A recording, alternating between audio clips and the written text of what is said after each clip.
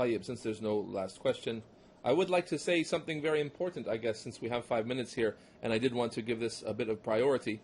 And that is that perhaps some of you have heard from me before, and it was from the year 1428, I believe, in Toronto.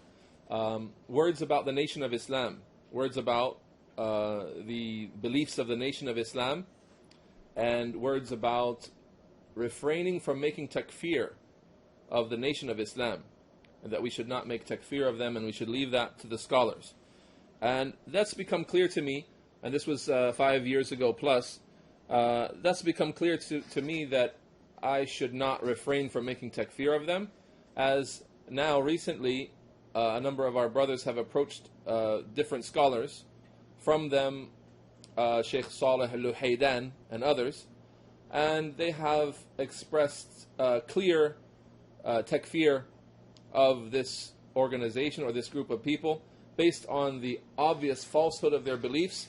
And for example, our Shaykh Saleh al-Luhaydan said they are Kuffār asliyun. They are original kafirs, meaning they're kafirs who have never entered into Islam, so we don't even have to consider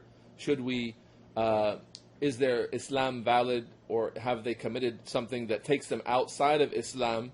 Rather, he considers them to be disbelievers who have never entered Islam in the first place. So that being the case, I'd like that to be known. Perhaps we can spread this. The speech that I said previously was due to a number of reasons. Firstly, my own personal fear of making takfīr of anyone. Secondly, the lack of a statement of a scholar reliable that I knew of at that time that made takfīr of them, and the doubt that that creates, that if the scholars haven't made takfīr of a worldwide or an organization that is well known, and a speaker like Farah Khan who is well known, then something's up. Maybe I should refrain. So the doubts that I entertained were based on that I didn't seem to have access to any clear statement from any scholar making takfīr of them, and I considered them to be muntasibun to Islam, people who ascribe to Islam, meaning they say the shahada and they ascribe to Islam.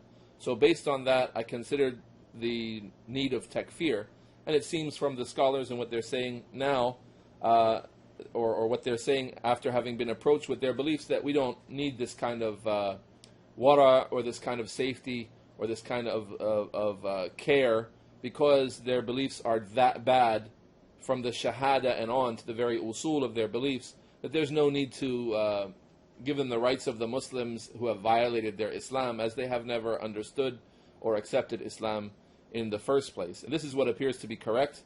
And as I mentioned to you, this is from my narration from Hassan al-Somali, who narrates from Abdul Wali, the American, who narrates from a Shaykh al-Luhaydan, Hafidhahullah ta'ala.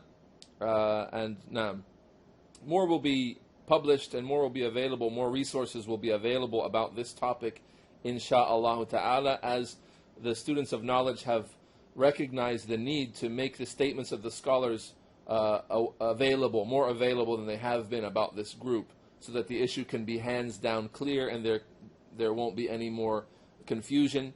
So I'd like to clarify that the previous tawaqquf, the previous what can I say, refraining from making takfīr that is spread from me and that I did say is something that I denounce now, and I say what the scholars say openly, that they are disbelievers clearly from their disbelief, and and that's what's more befitting. So anyone who is holding to anything I said, please don't hold to that anymore and follow what you have heard now from your scholars.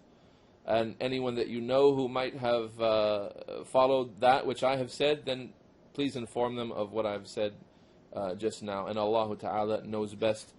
Salih says, some say that the Salafis who call the scholars father, etc., are followers of the Nation of Islam.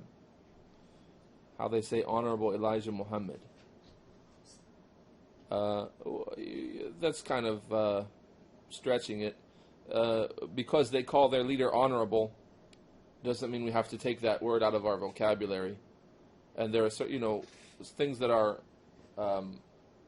just basic speech and basic behaviors For example, Jews grow their beard. We don't just stop growing our beards because Jews have beards. Things that we normally do, things that are part of our religion, we are required to show respect to our elders and show respect to our scholars. Then we do them. But to say and call the scholars father, that's an issue that does have some problem in it. And Shaykh Muhammad Bazmul addressed that, and he said there might be a concern with referring to a scholar as our father, or the virtuous father, and so on, because that is a habit of the Christians in their hierarchy of how they name their scholars.